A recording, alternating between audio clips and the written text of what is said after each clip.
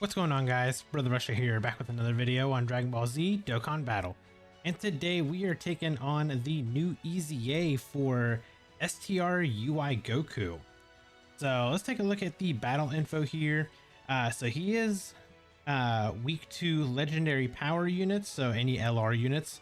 And the effective category is Universal Survival Saga. So we already have a team ready to go here. So this is the team that I'm going to be bringing. Obviously we're going to bring the Super Saiyan Blue Kaioken Goku because he is the 170% leader for Universal Survival Saga. And then we just kind of loaded it up with a bunch of LRs, essentially some ones that are going to do some pretty good damage to this UI Goku.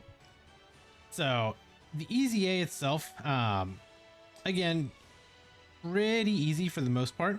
All we got to do is just take them out as fast as we can. These first few stages are going to be super easy, and then obviously once we get towards the end they're going to get a little bit tougher, but I don't think we'll struggle too much. Unfortunately we didn't get the legendary active or the legendary power link active because we only had just the one Goku that's on rotation here, but the UI Goku himself turns into a very powerful unit post EZA. So we got his details pulled up right here. We can kind of go over what he does and everything. So he becomes a Realm of Gods category key 4 150% or Super STR key 4 100%. On his 12 key, he raises attack and defense for 1 turn, disables enemy guard, causes colossal damage, and greatly lowers defense. And then on his 18 key, he greatly raises attack and defense for 1 turn, disables enemy guard, causes mega colossal damage to the enemy, and raises allies attack by 50% for 1 turn. Which is very good, especially if you put him in like slot 1, which we'll talk about that here, but he is he definitely gets a lot stronger when he is in slot 1. Now, his actual passive, we can talk about that real quick. Passive wise, he gets 177% attack and defense. He gets 4 key with a, let me get this, come on, there we go.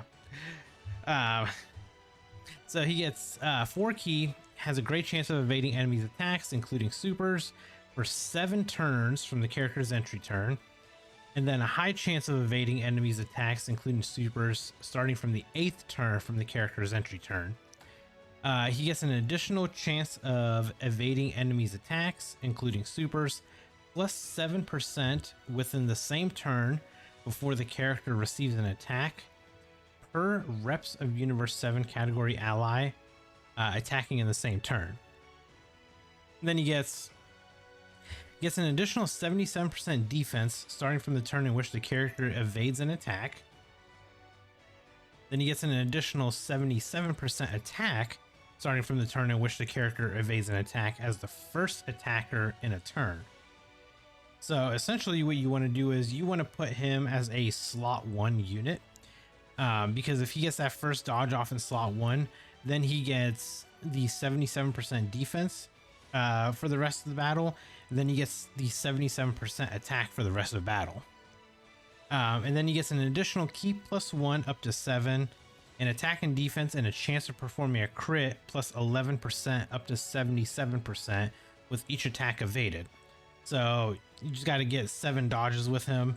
Then you build up an additional 77% attack and defense on top of what he's already gotten.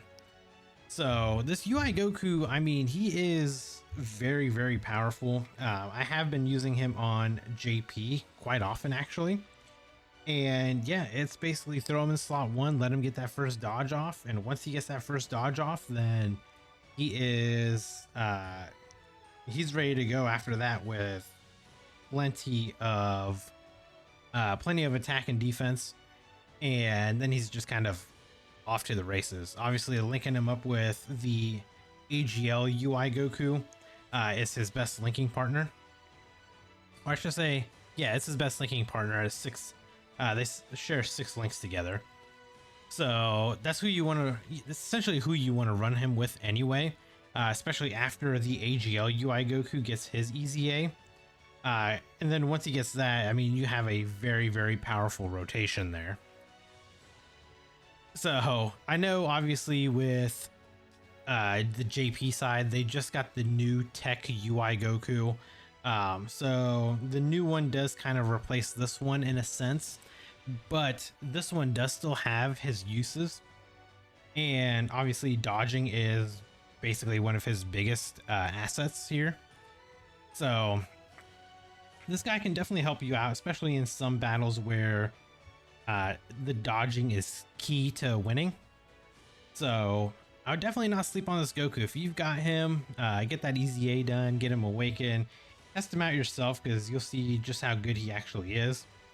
And then if you don't have him, I highly suggest summoning for him, because I believe he's going to be on the Carnival banner for Gogeta.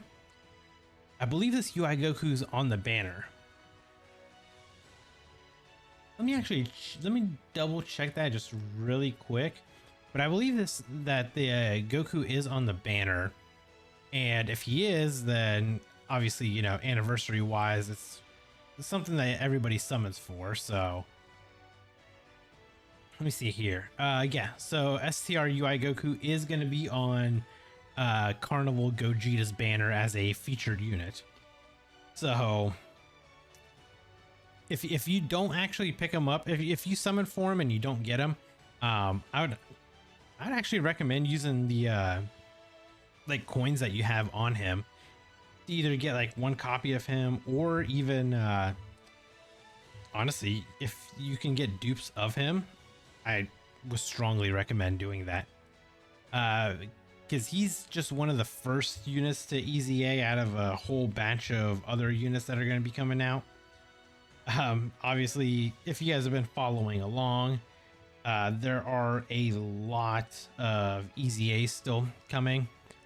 We do have, who is it? Physical, Broly, Chilai, and Lemo. Their EZAs coming. I mean, we got sub EZAs coming for Paragus and Broly. We got the sub EZA for STR Bardock and Gine. And then we got the obvious 6-year LRs who are going to be getting their EZAs. And then obviously we're going to have EZAs for the free-to-play Frieza that we're getting during the 9th anniversary. The LR Beerus, like Pajama Beerus, we're going to be getting his EZA. So there are a lot of options, EZA options, I should say, that are going to be coming during this anniversary.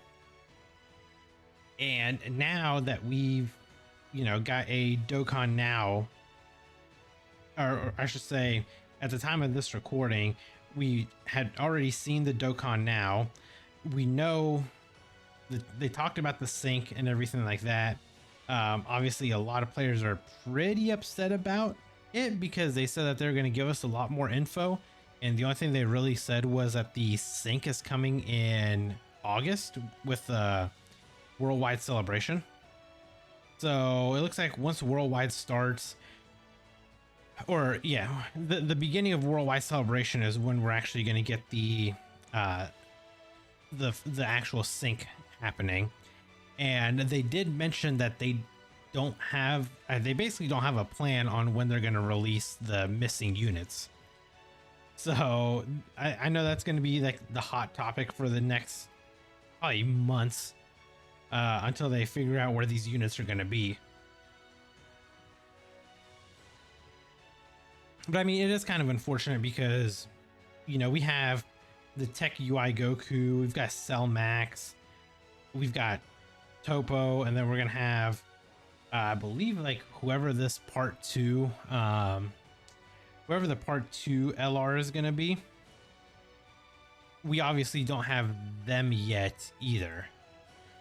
So we're going to be quite a bit behind. And then plus, on top of that, we still have the JP Dokkan Fest that's going to be coming after Tanabata. So, you know, we're going to be behind quite a bit. And I actually did mention this on stream earlier. And my suggestion for all of this, to kind of make it work out the best way possible, I think what they should do is, and I've said this before, and I think players are gonna be mad about it, but the best thing that they should do is drop Cell Max during part 3. Because if you drop Cell Max during part 3 of the anniversary, thematically he's gonna fit the theme, obviously, with Beast Gohan and the Gammas. So thematically he would fit, and you kind of just slide him in as his own yellow coin banner, which obviously people can summon on or don't summon on. It's totally up to them. But you do Cell Max as a part 3 unit.